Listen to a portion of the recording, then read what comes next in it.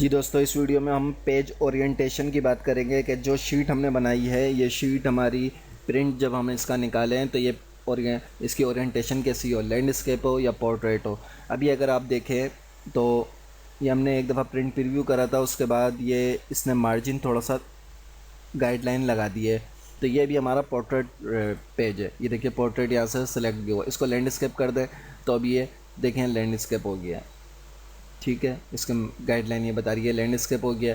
पहले यहाँ तक आ रहे थे, आखिरी 3 रो जो हैं ये हमारे नेक्स्ट पेज पे जा रहे थे, लेकिन अब हमारी पूरी 1 2 3 4 5 6 टेबल जो है वो हमारी नेक्स्ट रो पे जाएंगी।